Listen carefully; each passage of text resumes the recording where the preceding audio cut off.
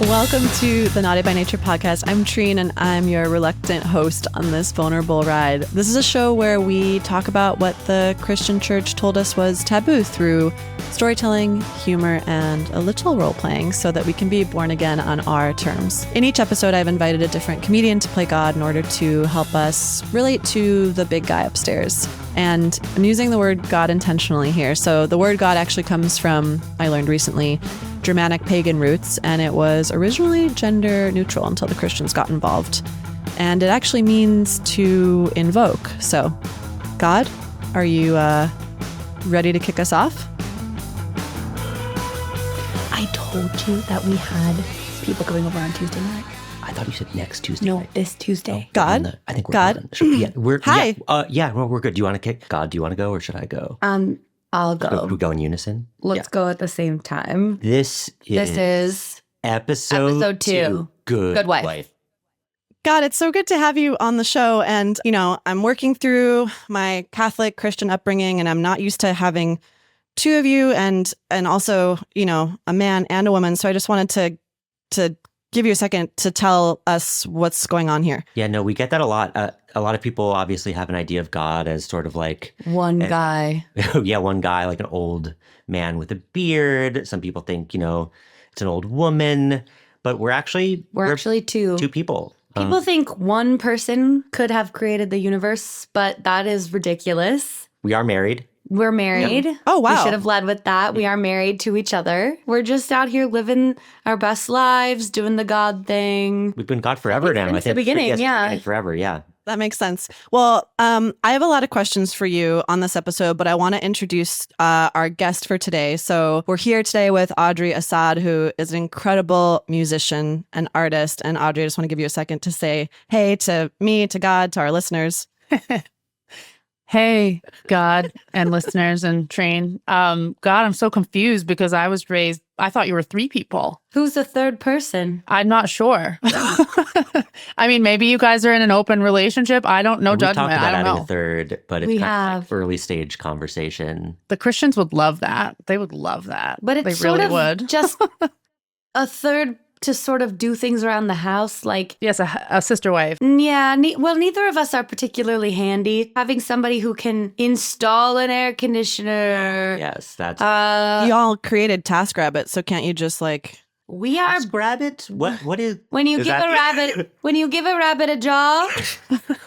We actually do that a lot. You'd be surprised. right. That's one of our favorite things to do. We've got a rabbit doing our taxes. Tax rabbit.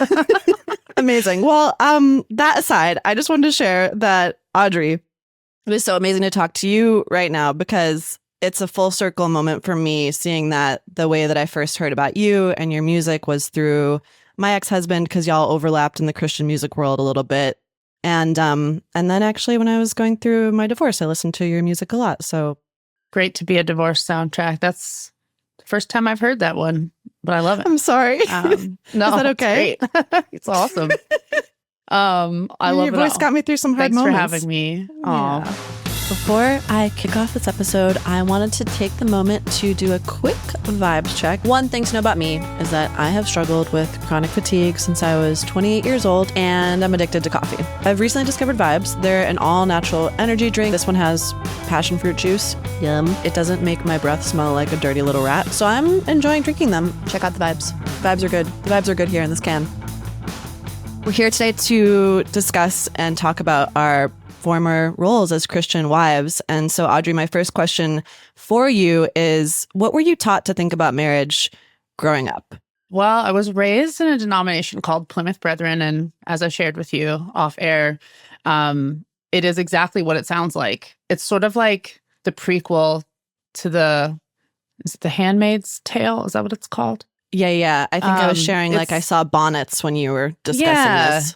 You know, we didn't wear bonnets quite, but we wore head coverings to cover our hair, long skirts and modesty, and women were not allowed to speak about spiritual matters in front of men or boys at the age of reason, which is roughly 12 to 13 years old, depending on the boy, I guess. But so marriage was sort of a system in which women were placed at the bottom of the totem pole in a lot of ways.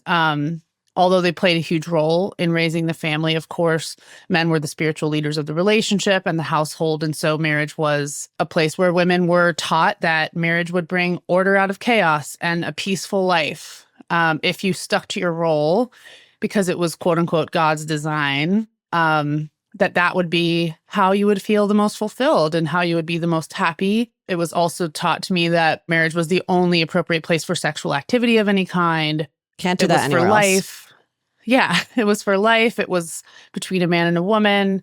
And then later on, when I was in my mid-20s, I became a Catholic, actually, on purpose. That's a whole story. But I was taught there that marriage is a calling, a vocation. You were either called to marriage or singleness, either in the priesthood or convent or just being single. But I definitely didn't believe that marriage was a thing you just did because you wanted to. It was like a way to serve the world, a way to serve God.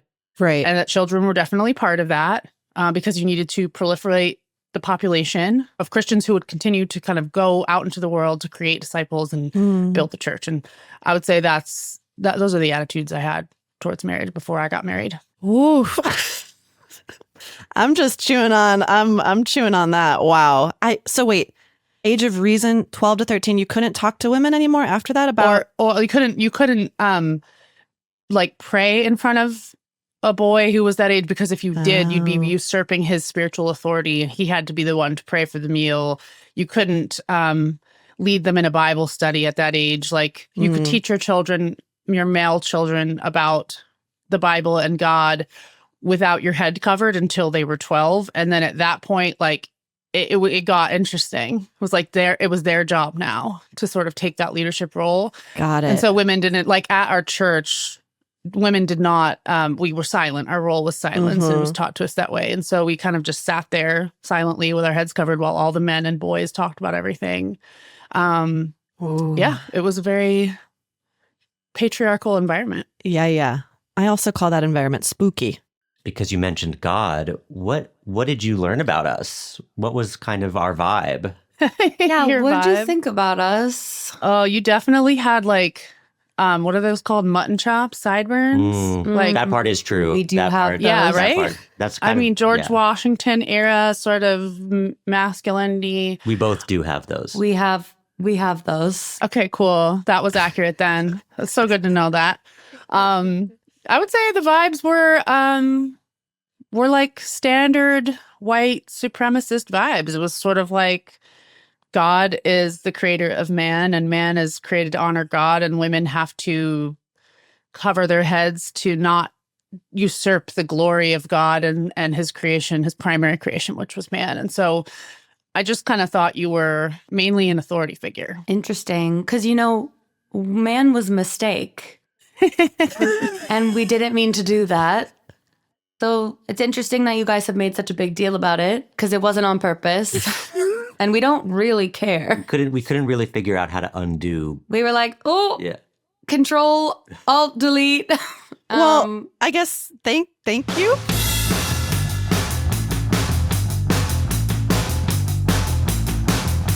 It's interesting, even though I didn't have any programming about like marriage growing up. I mean, I was raised Catholic. All I knew is that I wasn't supposed to have sex before marriage. Just like, do not do that and you're going to be good. So that was the one rule that I abided by. But being Catholic, we like drank, we smoked weed, I don't know. It was like German, Really? Italian Catholic. Yeah, it was very strangely suburban Chicago Catholic. But all of the programming, right? Like the subconscious programming from just being in that environment. When I converted to evangelicalism at age 23, it was almost like all this subconscious programming that I had picked up in Catholicism that nobody really took seriously. It was like, oh, now we're gonna turn on. I would say that like I never romanticized marriage growing up, but when I became an evangelical Christian, then culturally it really felt like, oh, unless you were married as a woman, you were always going to have something be lacking. And so there was like a race to get married, and there was also a race, obviously, to have sex. That makes sense. Did you feel that when you got married, did you feel like the sex part was natural, or did it feel... When we were dating, we were doing like Christian sex, which is everything but P and V. And so when we got married, I noticed, actually when we got engaged, I noticed a severe decrease in my sex drive. And I was like, this is interesting. I was really attracted to him. I loved him very much. It just confused me because that decreased. And then when we got married, it steadily continued to decrease. My body was actually this sort of canary in a coal mine alarm system that was like, hey, there's something out of congruence here, and you can either listen to me and go on this journey, or you can continue living in this sexless marriage that is both torturing you and torturing your partner. So that was actually the seed of my deconstruction. What about you? I did not do Christian sex. I did not do any sex. I, in fact, did not kiss anyone until I was 26 years old. Wow. Because I was like very committed to chastity. Very. I was like, if I could have had a chastity belt, I would have had one. But you what would it have looked like? Ornate, heavy, impenetrable. But I was just so basically like a shield.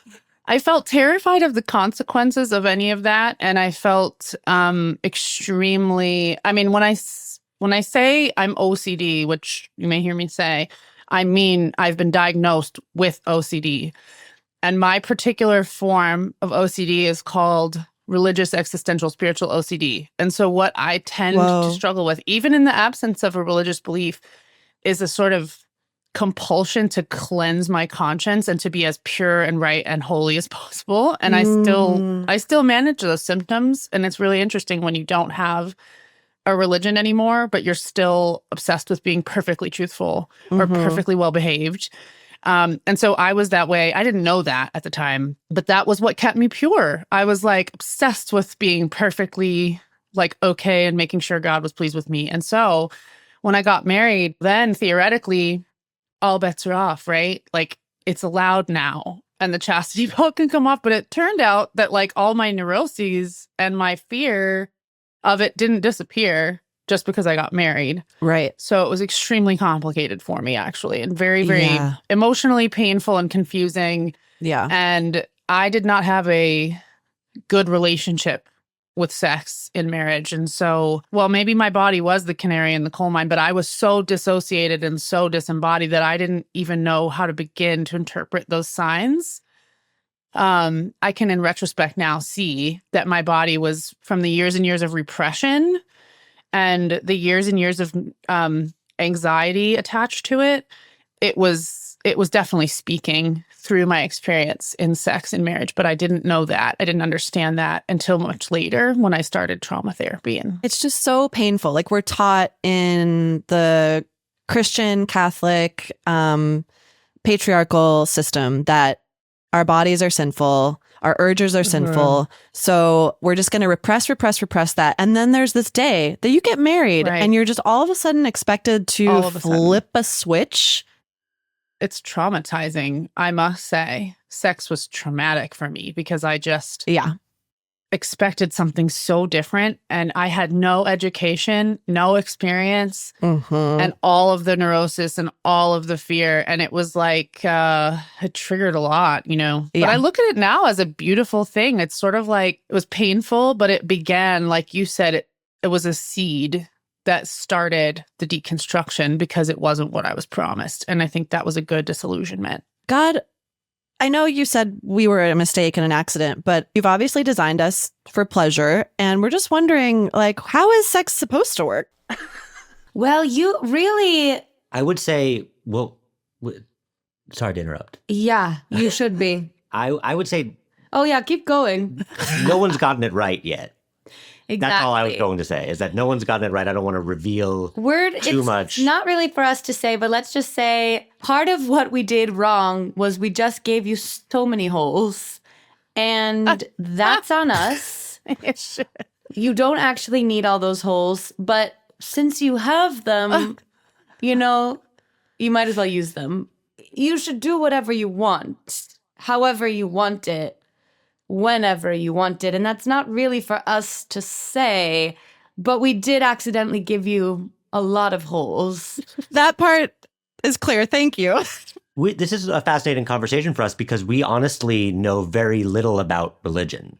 We were shocked when that all came about. We were like, okay.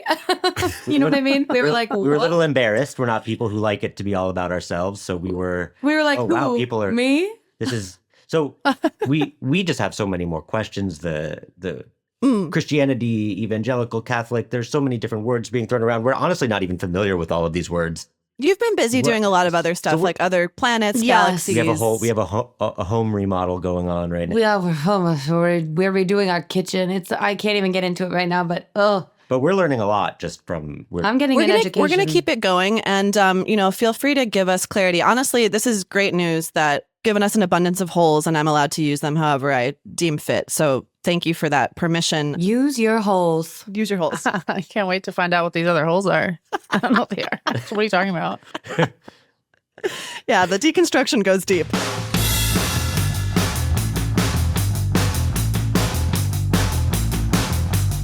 How did what you were taught growing up about marriage influence, like, how you got married, when you got engaged? I didn't believe I could be sexually active unless I was married. And so there was a lot of motivation subconsciously there to get married, even though I didn't even, I wouldn't consider myself at that time particularly horny person. I mean, I was, but I was so ashamed of it that I repressed a lot of that. So like I said, I didn't do Christian sex. I was very careful. I think I had a desire to be a mom. Definitely. I wanted to have children.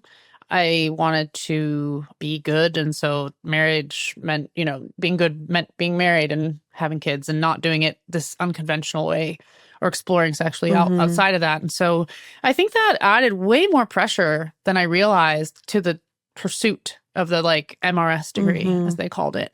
But it's so interesting because I'm I didn't date very much at all before I got married, at all. I held hands when I was 18 for the first time and felt horrible about it. It was difficult for me to get past that. I didn't know the OCD was playing into all that as well till much later. And so, I think I got married in a lot of ways because I just felt like that was the only way I could be safe from making these horrible sexual mistakes that would somehow tarnish me. And so I think that probably heavily influenced why I got married and when I got married. Dang. Did you feel similar pressures? So we had broken up a year prior because I had discovered that he was still, maybe in love is a strong word, but he was still really hung up on this other Christian girl in our community. And I was devastated. And actually that first breakup was what led me straight into Jesus's arms. I was suffering so much, and I had been going to church then for 2 years, that suffering of that breakup, because I loved him so much. He was definitely the first person I've ever loved. And sometimes I'm will I ever love anyone again? Unclear. But I was suffering so much that I was praying for a month straight in my parents' house. And I had a spiritual experience. At the time, I called it Jesus. But I think if anyone prays for 8 hours a day in their childhood room with no other stimulation, something's going to happen. Yeah. Fast forward, we get back together. A year later, he proposes to me by surprise. We've never concretely talked about marriage before. And 30 of my closest friends and family are at the proposal. I'm dressed up in a Halloween costume as a blue Travelocity garden gnome with a really tall red cap. And I'm already 5'10", so I'm 6'9". He's dressed as a Franciscan friar with a bald cap. He gets down on one knee in the robe, and it starts raining, and I'm looking at the rain fly off the bald cap, and he pops the question. Yeah. Did you feel a yes in your body to that question, or was it sort of I should say yes to this because, and here are the reasons, so I'm going to do it? All I knew was that I loved him, and I was terrified, and I couldn't figure out how to reconcile those two. I could have, if I had, I'm just always if I could have known myself and how I was feeling a little bit better, I could have saved us both from so much emotional turmoil and so it is. Yeah, I hope you can forgive yourself for being a human being who you said yes to an experience that ultimately shaped you. You wouldn't be you today without whatever happened. God, I think you should be saying this. I feel like I'm taking over your You got counseling it. role right now. I'm so sorry, but I just felt like she needed I You thought that was go. amazing. an affirmation. Do you have anything to add? We couldn't have said it better ourselves. And we didn't say it better. We didn't say it better. We didn't even try. God, I just want to give you a second to share about your proposal story. If you want to share anything about how you all popped the question. Kind of similar to yours, really. Yeah. I mean, the friar's costume and everything. The Travelocity gnome. Yeah, the real Travelocity gnome was there. Yeah, Well, you want to you tell the tried- story? You tell you- it. You do a really good job of telling the I'll story. tell it. Yeah. So you first proposed to me. We were just like sitting around binge watching The Great Void. And you just were like, should we get married? And I was like, I don't think that's like the way to do it. I wanted like a grand gesture. And so then you were like, okay, give me a second. And then we did the big bang. And then you So did the it's, big bang. We kind of came up with this idea. Got together it. for the big bang, and I wanted to, the fireworks to be going off in the background like a big romantic moment. And then that sort of created the universe. And then we were like, oh. Wait, it was our proposal that created the universe. Wait, the Big I Bang guess. was Yeah. sex? I guess Is that what happened? That's why it's called No, the Big that? Bang was their proposal. Oh, sorry. I misunderstood. It was more of just like a fun firework. thing, like a fun thing Yeah, to do. yeah. Okay. Yeah. Like I people who see, I get see. proposed at Disneyland when the fireworks are going off, that kind of thing. Yeah, but we did the Big Bang. Okay. And then we were born. And that was a mistake. Right. We've talked about that But before. honestly, a beautiful mistake that I wouldn't I wouldn't take it for back. anything. But we just wanted to be clear that it was a mistake.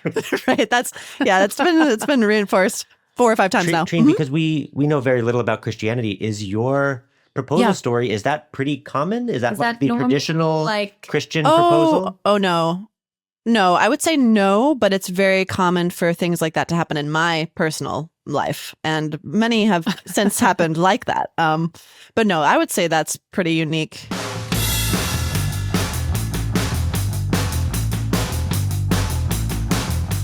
What was Christian marriage like for you? What was it like being a wife? I think I came into the experience with a lot of pressure internally about how to be a great wife. Mm. And then found that all of my people-pleasing and fawning behaviors were actually Mhm. like antithetical to being a good partner. Because all my life, I thought that if I flattened myself as much as possible, that would be what would pump up, my husband in a good way. And when I look back, and I mean, those are still things that I'm trying to work out, to be clear. I'm not just suddenly, all of a sudden, like free of those things. But no, I have do to it work in at dating. not being those things. It's really weird then. Yeah, it really is. In fact, my husband now, Jeremy, he has been maybe one of the biggest instruments of healing for me in this way, because he sort of just like refuses to accept that from me. It doesn't want that. It's not in his list of like qualities he's looking for. And so if he feels me shrinking, he's like, well, why are you doing that right now? Right. Who am I talking to? And Right. it's been really challenging, but in an amazing way. And I think, unfortunately, my ex-husband and I didn't have that type of communication.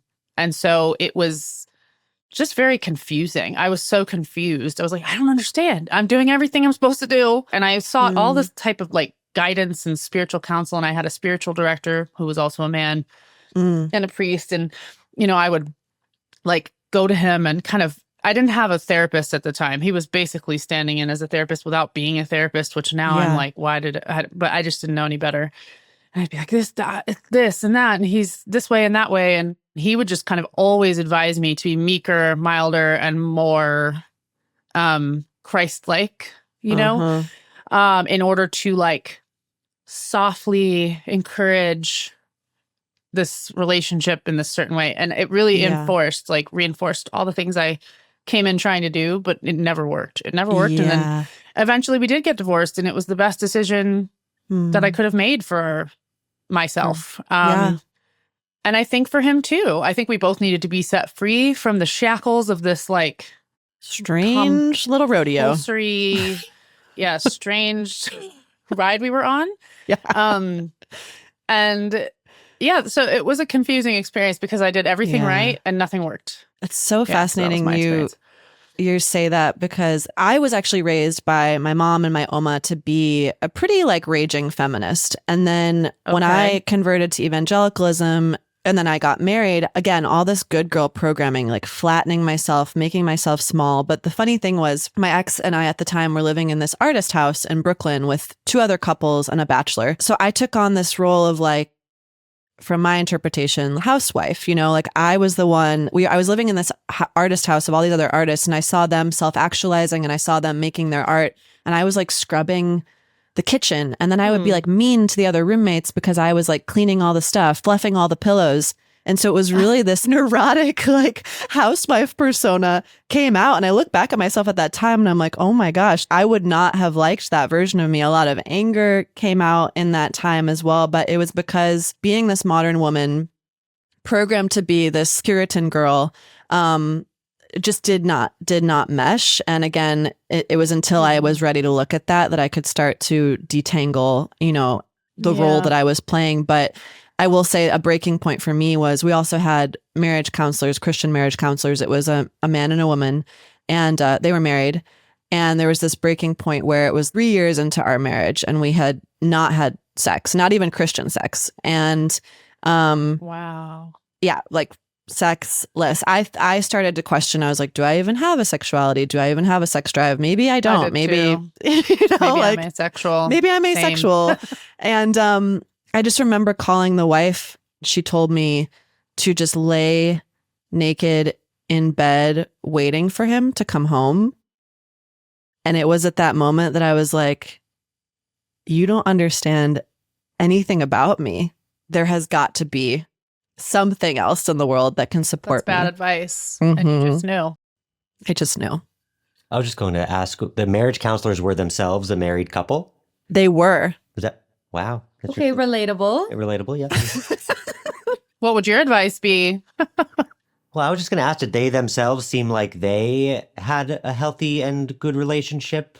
Or, do you think that they were also then going to their marriage counselors who were a married couple? And then there are marriage counselors that I think they did have a good relationship. I think that for folks who, and this is why on this show, I can never say, like, the folks that listen to this and find this have to be ready to receive this information. And it has to be at that point that I was at where it's like, there's got to be something else. But for folks who are still find freedom in Christian cultural lifestyle and values, it's very comforting. There's a safety to quelling the existential terror of being on this planet, flying 47,000 miles per hour through space on a rock towards other rocks. And I think they seem to be great with that structure. Just for me, something wasn't working.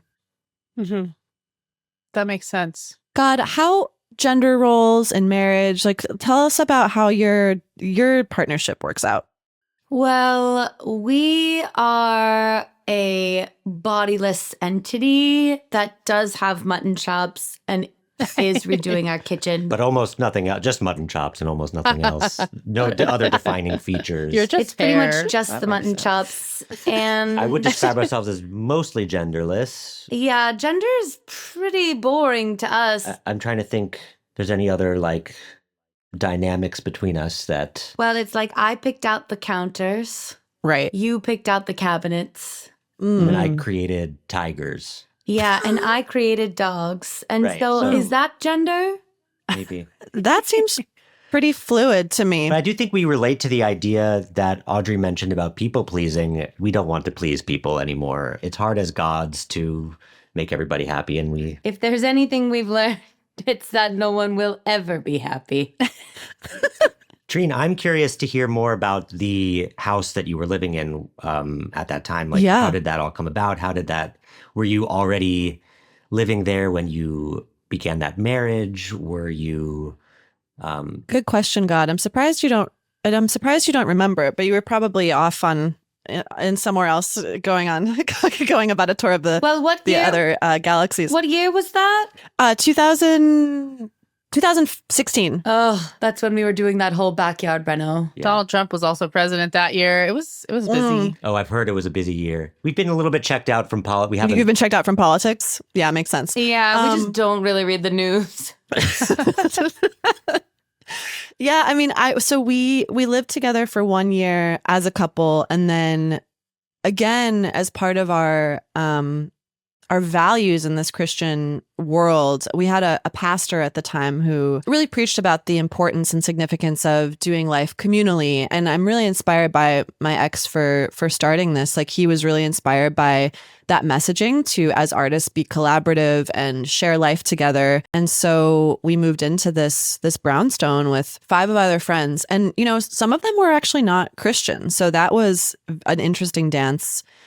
Yeah, it was just fascinating for me because I saw this version, and this is where it gets a little complicated as well, because my Oma, for example, she was like relegated to the role of housewife because being a German woman of her age, she couldn't go to college. And so saw this like angst with her as a housewife growing up. And then my mom, she had an amazing career, and then because of life circumstances had to step away from it. And I saw her becoming a housewife again, and again felt that angst of like, oh, okay, I couldn't, you know, do my life's dream, so now I'm just a housewife. And so it was almost like when I became the matriarchal figure of this artist home, like all this anger and rage came out, and it was not a cute look.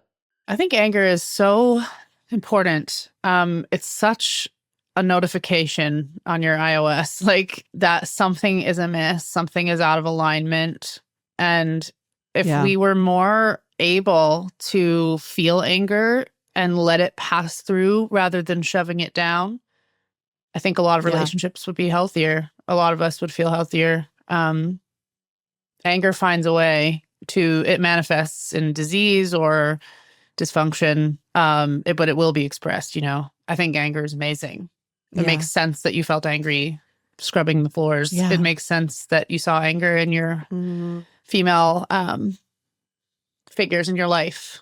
That is an appropriate response to feeling repressed or held back. I think anger is a truth serum. It's like whenever I feel anger or resentment or frustration now, I'm like, whoa, where am I not being honest with myself? Where am I not being honest with someone else in my life or with circumstances? Like, it slows me down now so much. But you know, being 20, so I was 26 when I got married, 25 when I got engaged. Like, that was 10 years ago. I look back on that and I'm like, wow, my brain was still forming into the adult brain that I have now. Like, I did not have the tools to even know what I was feeling at any given moment. I really relate to that. I wasn't necessarily young by Christian standards when I got married. I was 27. But I would say that I was young in self-knowledge, young in philosophical development, young in experience in every arena. And so, yeah, I mean, no, I'm not saying no one should be allowed to get married until they know those things, because I think getting married is part of how you can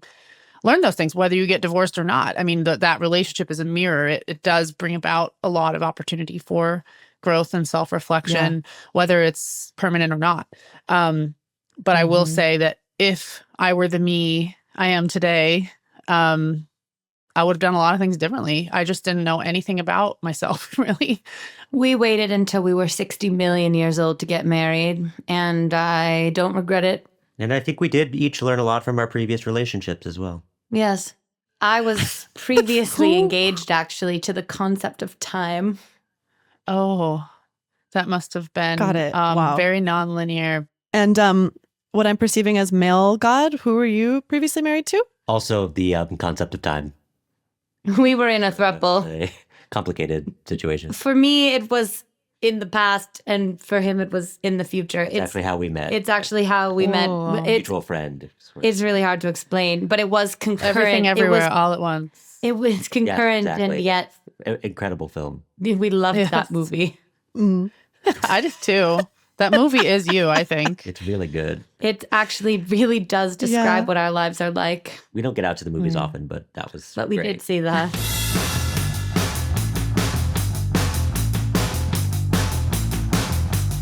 While like agency is a complex topic in terms of religion, especially like, teaching kids things at such a young age about how the world works. I like to take responsibility for what I can in this realm of like, it makes me feel more empowered. It makes me feel like a more sane person. And I'm curious for you, what did you actually learn that you are taking with you today? I can't say I've ever thought about it exactly like that before. It's a really interesting question. I can say it's a very cliche thing. You hear like NBA and NFL coaches say this after the game all the time, where they're like, well, sometimes you have to learn what not to do in order to learn what to do. Like, we should have done this, but we only know that because we had a bad game and, we're going to come back stronger and whatever. It's a cliche, but it's true, I think. Like a lot of cliches, that when we experience something in reality versus in theory, we can carve out a lot of knowledge and understanding because of that experience. And that's the way I look at having been married and now divorced, and I'm actually remarried. And in my second marriage, I feel like I've been given the gift of having gone through something that has shown me so much. All of my life, marriage was postured as this solution to so many problems and this way to like live God's design for your life. And if you do that, you will have top emotional health and you will be well because you're doing what God has designed you for. And then I went through the experience and, I was hungry for spiritual leadership from a man because that's all I had ever known and been taught. My dad was my head. I lived there till I was 24. I would have lived there longer, but family circumstances sort of didn't allow for that at the times. My parents split up. And I always thought I would live at home till I got married and go straight from my dad's authority and covering, as we called it, to my husband's. And so when I got married and I was looking to my ex-husband for that type of leadership, he was like, what? Like, I'm not your Bible study leader. I'm like, yes, you are. I can't lead myself, But the experience of having to go through that disillusionment and surprise and shock of like, oh, having a husband doesn't solve my existential angst at all. It doesn't do anything to help me become myself. I have to do that for myself. And I think I didn't want to accept that. And so it was years before I began to really see the amount of self-work I had to do. But because I went through that experience, I would say I took with me just so much open-mindedness to the fact that people evolve and change. I filed for divorce, so I have a lot of open-mindedness to why people do that. I don't expect that my marriage that I'm in now is going to be static or predictable or controllable, because I know from experience that that's not how marriage works, because that's not how people work. So yeah, all of the mistakes I made, if you want to call them that, have served me because they've taught me lessons that I can now live. This isn't something I've heard a lot of people talk about. So I'm glad that you're doing this. I'm curious if you, if it's the same for you, or if there are actually things about Christian marriage principles that you still hold on to, or is it kind of like the absence of it that's the gift? I mean, the funny thing is now as a single person for 4 years, my psyche is still trying to get somebody else to take the responsibility. And I even see it in the new age circles of like masculine, feminine energetics still, of all this like men's work of men being the leaders and women just wanting to surrender so that they can be emotionally and sexually open. And like, there's still a temptation there for me. It would be really nice to be able to like give the keys to the car to somebody else and I can just sit in the passenger seat. But that's just not been my experience of life. No tax rabbit is coming to do my taxes. I have to file them with Evan Glass, bless him, in New Jersey, and pay him every year to organize my You're QuickBooks. welcome to use our rabbit. He's fantastic. So to be clear, I would really appreciate that, God. It's really hard for him to write and also type because of his little paws, but he just has a great sense of like what's a write-off. We did, as you can tell, we spent a lot less time thinking about human sex and a lot more time thinking about taxes and the sort of ins and outs and how all that works. Right. And again, that's on us and we apologize. That makes sense. Honestly, no sorry is needed, you know? I think we're all, we're all evolving here.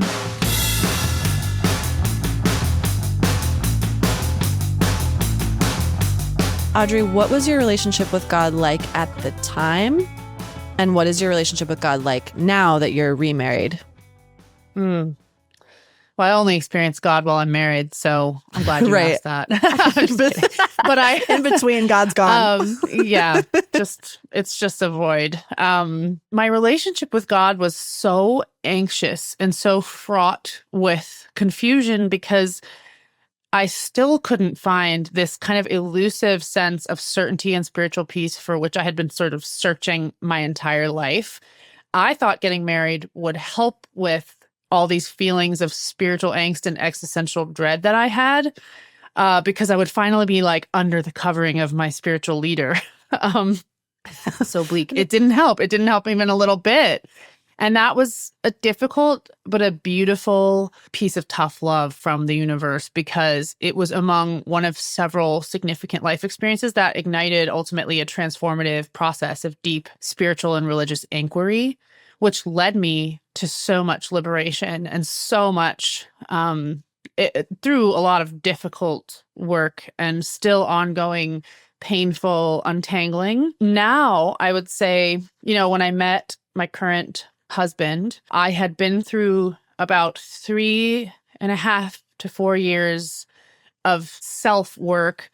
I had been divorced for a while, and I had been trying mushrooms and like ayahuasca, and I was exploring the plant world in that way, which brought so much illumination and healing, and other things too that I've had to integrate and figure out. But I feel like my relationship with God has become, it still contains a lot of anxiety, to be honest with you, but I think because I have the perspective of having gone through that relationship and the divorce and the breakup of that relationship through the deconstruction of Christianity into a more spiritually curious and fluid place, that my current marriage reflects that in a great way. I think I attracted someone who exhibited that curiosity and fluidity in their own life. And I really needed that, because even now I sort of struggle to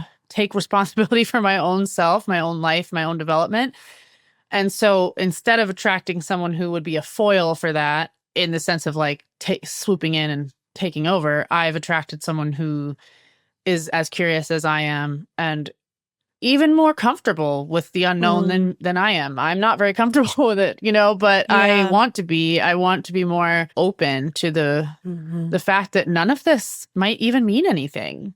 I think my search for meaning has been so obsessive and fixated. I'm learning to just let go and be here and experience it. Do you want to get married again?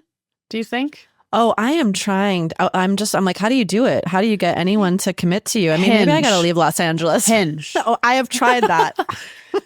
That was my, it worked for me. I know it doesn't work for everyone, but that was ultimately where I met my partner, my husband. That's wonderful. Yeah, it doesn't work for everybody. I've been actually in the back of my mind, racking my brain for who I know in Los Angeles that's amazing and single, because I'm like, she seems so great.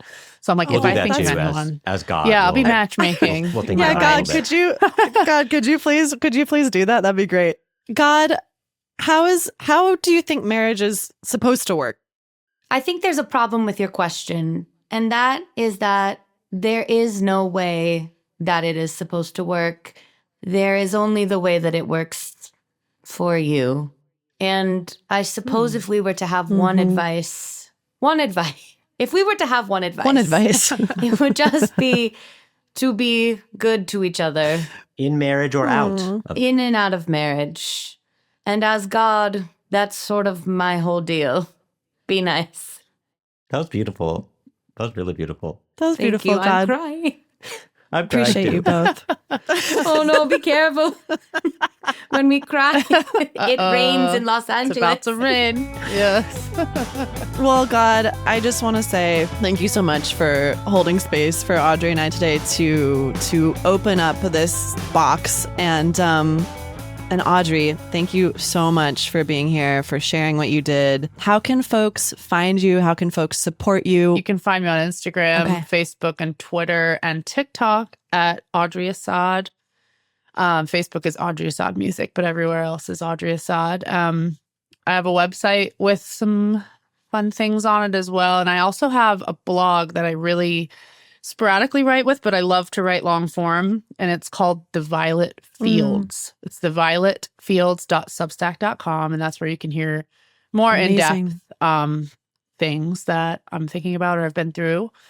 And yeah, I'm busy finishing up an album that will be probably Yay. finally releasing in the very early summer.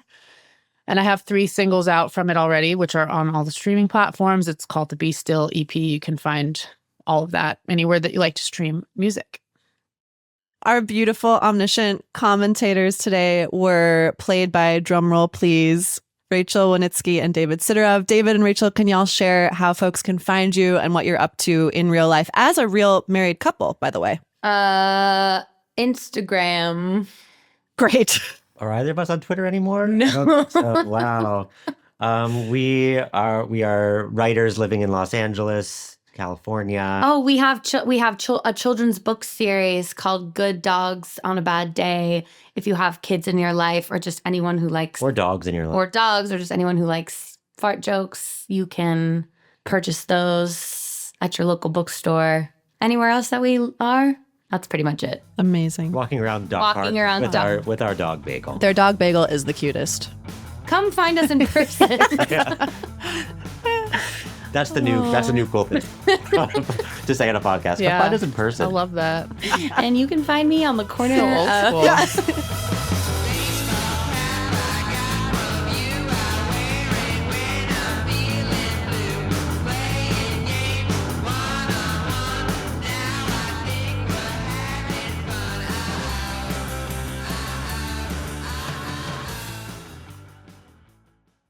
Wow, wow, wow. Thank you so much for watching our podcast. If you liked what you heard, or if you thought this was cool, please take 1 second of your time to hit subscribe and share this with your friends, your fam.